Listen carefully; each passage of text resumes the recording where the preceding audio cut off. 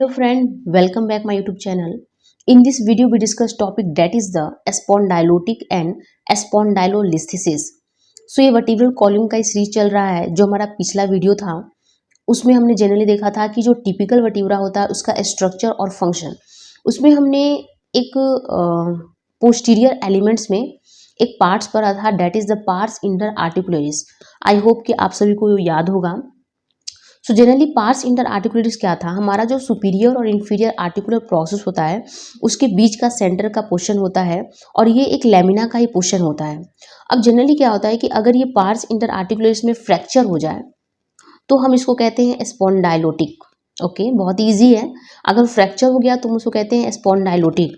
लेकिन due to fracture vertebral body anteriorly हमारा या फॉरवर्ड क्या हो गया, स्लिप हो गया, that is the spondylolisthesis. Okay, so I hope कि आपके दिमाग में क्वेश्चन जरूर आया होगा कि अगर ये फ्रैक्चर हो रहा है तो इस फ्रैक्चर की वजह से जो हमारा बॉडी है वो एंटीरियरली ही स्लिप क्यों कर रही है, पोस्टीरियरली क्यों नहीं जा रही है, इसका रीज़न क्या है। इसका रीज़न देखते हैं क्या होता है।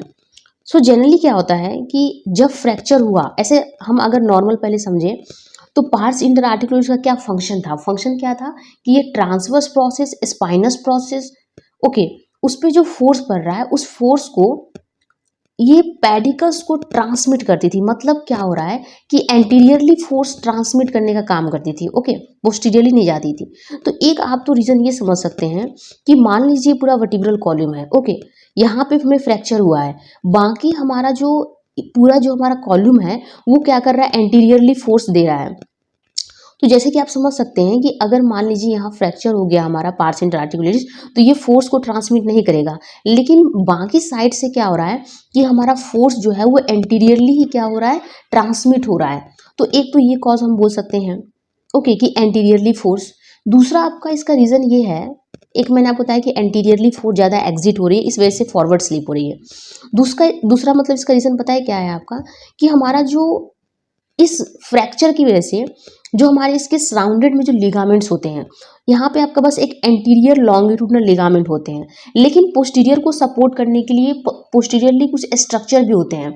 जैसे कि आपका अदर हमारा जो कॉलम होगा उसमें स्पाइनस प्रोसेस होता है, जो कि मतलब एक लॉक की तरह काम करता है, बोनी लॉक की तरह काम करता है। दूसरा हमारा जो आर्टिकुलर फॉर्म हो रहा है, जाइगो एपिफाइसल जॉइंट जो है उसके एबव एंड बिलो बोल सकते हैं, वो एक तरीके से क्या कर रहा है, पिलर की तरह काम कर रहा है, एक बोल सकते हैं कि सपोर्ट दे रहा है, पोस्टीरियरली सपोर्ट दे रहा है, ना कि एंटीरियरली। ओके, तो आप समझ सकते हैं कि पोस्टीरियर कंपोनेंट कितना स्ट्रांग है।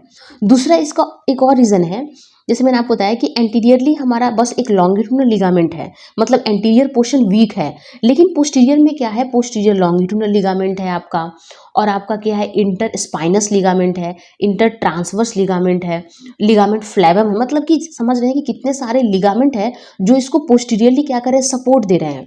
तो ये सारे बहुत सारे रीज़न है जिसकी वजह से क्या हो रहा है कि जब फ्रैक्चर हो रहा है तो हमारा जो बॉडी हो रहा है वो एंटीरियरली ही स्लिप हो रहा है। तो आई होप कि आप ये कंसेप्ट समझ गए होंगे कि एंटीरियरली हमारा बॉडी क्यों स्लिप हो रहा है, पोस्टीरियरली क्यों नहीं हो रहा है। ओके, जनरली अब हम समझेंगे प्रॉब्लम में क्या हम देखेंगे कि अगर पेशेंट को पार्स इंटर आर्टिकुलरिस की फ्रैक्चर हो गया या स्पॉन्डाइलोलिस्थेसिस हो गया तो इसे पेशेंट को क्या सफ़र करने को मिल सकता है। तो पेशेंट को एक्सेसिव पेन होगा, ओके सॉरी, पेशेंट को क्या होगा, एक्सेसिव पेन होगा। और ये पेन में मतलब कि जनरली क्यों हो रहा है, क्योंकि उसके सपोर्टिंग लिगामेंट्स है, जो जॉइंट है, उसमें क्या हो रहा है, एक्सेसिव स्ट्रेस पड़ रहा है, और हमारी बॉडी की स्टेबिलिटी भी बहुत ही कम हो जाएगी। प्रॉपरली वो पर्सन जो हुआ है वो अपनी बॉडी की स्टेबिलिटी को मेंटेन भी नहीं कर पाएगा। जो उसके सराउंडेड जो भी स्ट्रक्चर है उस पर वो क्या करेगा, स्ट्रेस देगा, और उस स्ट्रेस की वजह से क्या होगा, पेशेंट को पेन फील होगा। ये बहुत ही सीवियर कंडीशन देखा जाता है। अगर हम इसका कॉज समझे कि ये क्यों हो रहा है, इसका रीज़न क्या है, what is the reason. Generally हम बोल सकते हैं कि पहला रीज़न तो आपका ये हो सकता है, अगर मान लीजिए कि कोई एक्सीडेंट हो गया, एक कॉमन रीज़न। सेकेंड जो मेन देखा जाता है रीज़न वो आपका है कि अगर हमारे बॉडी का वेट ज़्यादा है, ओके, लेकिन हमारी बोन वीक है, तो जनरली क्या होता है कि ये आपका कंडीशन कि हमारा मान लीजिए बॉडी का वेट ज़्यादा है लेकिन हमारी बोन वीक है, तो हमारी जो लंबर रीजन होता है उस पर ही एक्सेसिव बॉडी का वेट का ट्रांसमिट होता है। तो मान लीजिए कि पार्स इंटर आर्टिकुलरिस थोड़ी सी थिन होती है, थोड़ी सी वीक होती है, उतनी स्ट्रांग नहीं होती है और ज़्यादा ही बॉडी का वेट आ रहा है ऊपर मतलब, और हम प्लस में देख रहे हैं कि हमारी बोन भी काफ़ी वीक है, तो फ्रैक्चर होने के चांस भी ज़्यादा रहते हैं। या कोई आपका मान लीजिए ट्रॉमा हो गया, इससे भी मतलब फ्रैक्चर होने के चांस रहते हैं। तो ये कॉमन रीज़न है जिससे कि यहाँ पे फ्रैक्चर हो सकता है। इस वीडियो में हमने जनरली स्पॉन्डाइलोटिक एंड स्पॉन्डाइलोलिसिस समझा कि क्या होता है, फॉरवर्ड ही स्लिप क्यों होता है और इसका मेनली कॉज क्या हो सकता है, इससे क्या प्रॉब्लम हो सकती है, ये सारे टॉपिक पे हमने डिस्कस किया। अगर आपको कोई डाउट है तो आप कमेंट कर सकते हैं। Thank you for watching my video, like and subscribe my YouTube channel.